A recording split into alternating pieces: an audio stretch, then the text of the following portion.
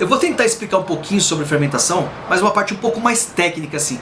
É meio complicado de entender, mas se a gente se esforçar um pouquinho, a gente vai conseguir rapidamente captar tudo isso e colocar isso no nosso dia a dia, na hora de fazer uma massa, você vai entender melhor. Eu acho que isso vai dar um resultado melhor e isso vai te animar mais a fazer o processo de longa fermentação, porque a partir desse momento você começar a entender como funciona essa longa fermentação e por que você tem que fazer ela.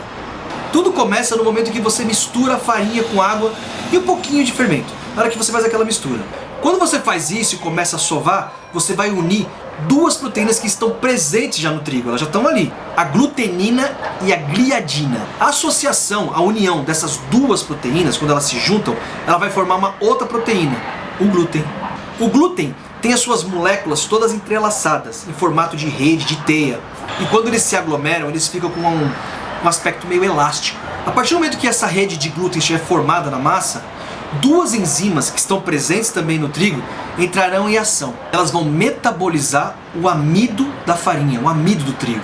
Esse amido, ele não é muito bem aceito pelo organismo humano, ele não é muito bem digerido pelo organismo humano. A primeira enzima é a alfa-amilase.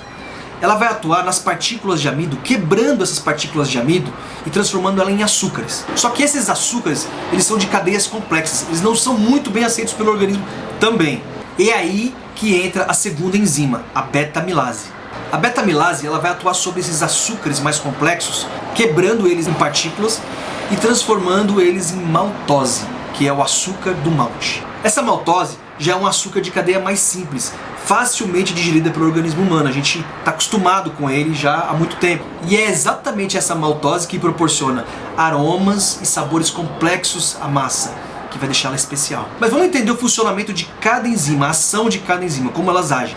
A primeira enzima, a alfa-amilase, ela precisa de temperatura para agir. Conforme a temperatura do dia, do lugar que foi colocada, ela vai ter uma reação mais rápida ou mais lenta.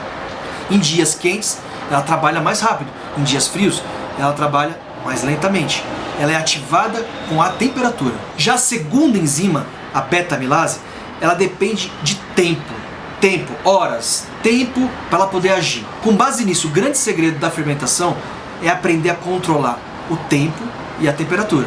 E com isso, fazer com que cada enzima atue corretamente, cada uma na sua função. E assim a gente vai obter um resultado sensacional. Eu vou dar um exemplo para vocês. Se você fizer uma massa, sovar uma massa, e deixar ela em temperatura ambiente elevada, rapidamente a primeira enzima vai atuar e vai quebrar logo todas as partículas de amido. Ela faz o trabalho dela rapidamente.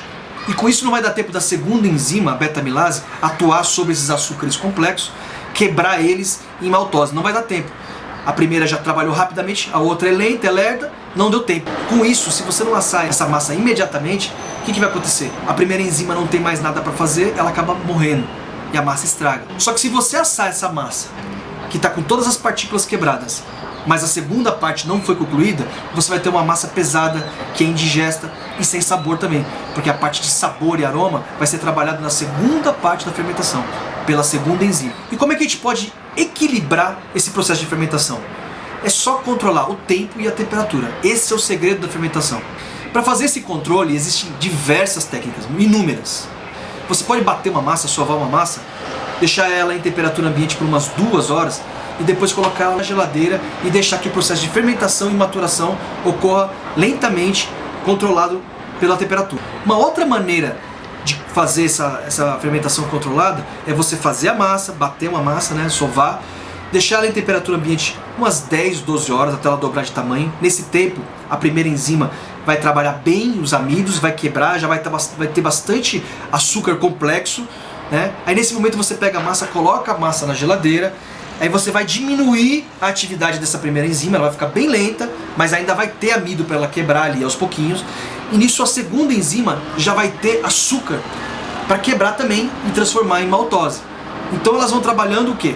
Uma trabalha lentamente, a outra precisa de tempo, então você equilibra. Você consegue equilibrar a função de uma e a função da outra. E com isso, você vai conseguir obter um resultado incrível, com aromas apurados, com sabor intenso e com a massa extremamente leve, de fácil digestão.